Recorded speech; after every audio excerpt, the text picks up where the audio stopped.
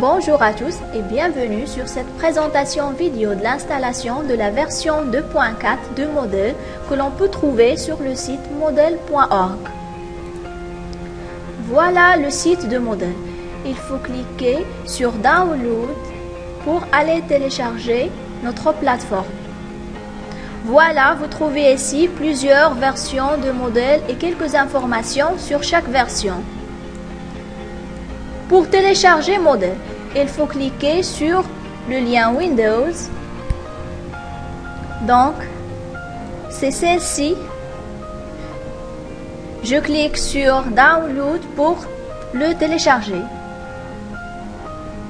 J'ai choisi cette version tout simplement parce qu'il propose des options qui sont intéressantes en termes de mobilité.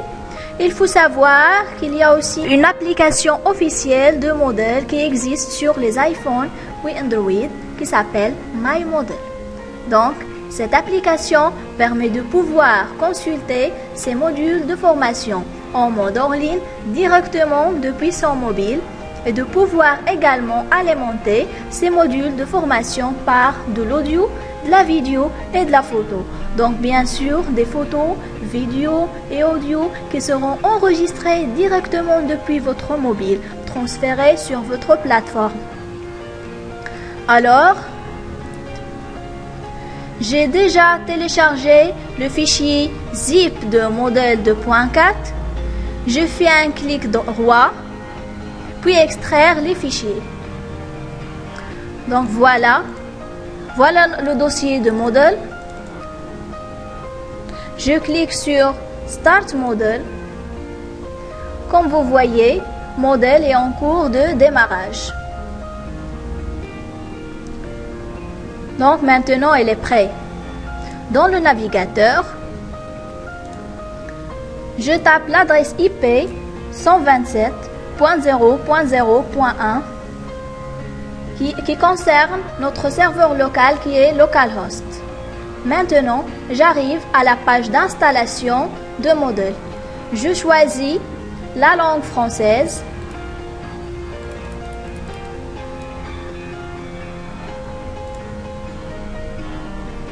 Et je clique sur Suivant.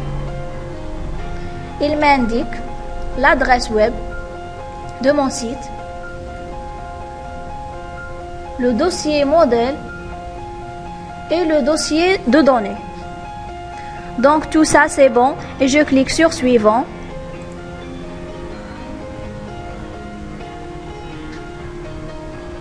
Ensuite, il demande des informations pour se connecter à la base de données. Le serveur de la base de données, le nom de la base de données qui est Model, l'utilisateur de la base de données qui est par défaut root, le mot de passe de la base de données et le préfixe des tables. Je laisse le préfixe des tables par défaut et je clique sur Suivant. Donc, si tout va bien, j'arrive à la suite. Donc voilà l'acceptation des conditions. Et puisqu'on a laissé les paramètres de configuration du serveur de la base de données par défaut, on n'a aucune erreur. Je clique sur Continuer et j'accepte les conditions. J'ai le rapport d'installation. Tous les statuts de ma connexion sont sur OK. Eh bien, je clique sur Continuer.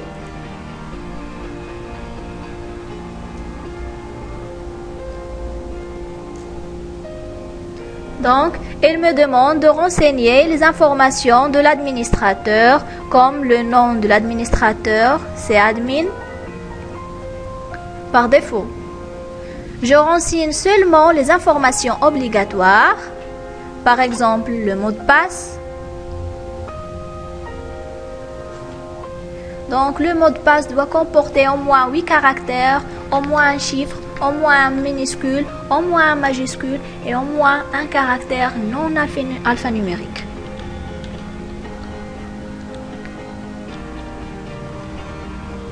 Donc le prénom c'est admin par défaut, le nom c'est un utilisateur. Je tape aussi l'adresse de courrier.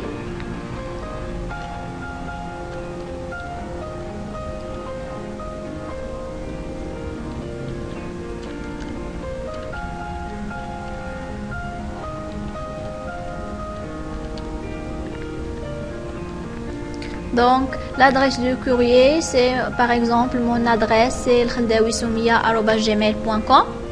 Donc, l'affichage de l'adresse du courrier, c'est autorisé tout le monde à avoir mon adresse de courrier. On a le format du courrier et plusieurs autres informations. Aussi la ville, par exemple Rabat, le pays qui est le Maroc,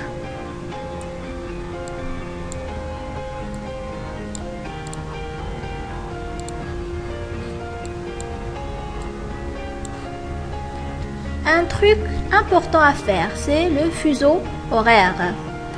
Parce que votre serveur web n'est pas forcément installé sur un serveur au Maroc.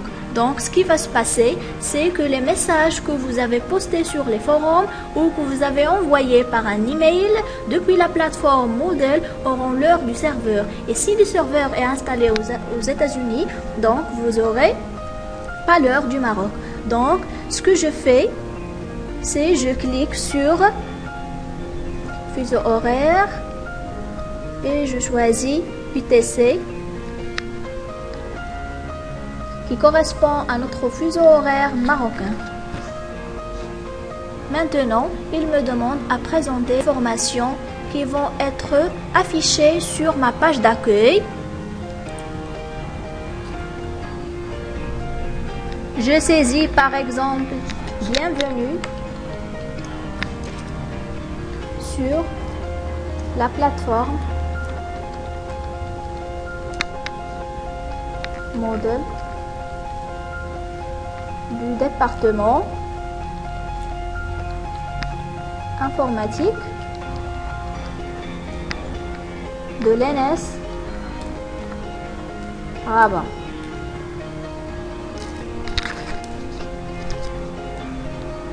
Et j'enregistre le profil.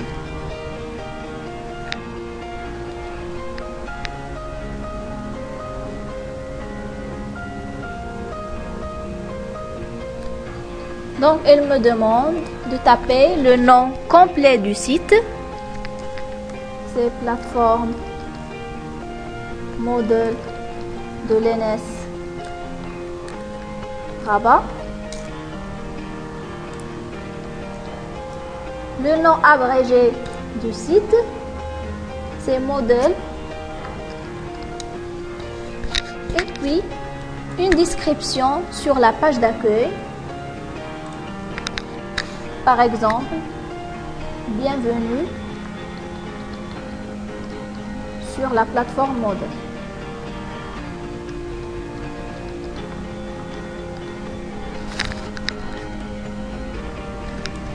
Et j'enregistre les modifications. En principe, l'installation est finie et voilà, on accède à notre plateforme Moodle.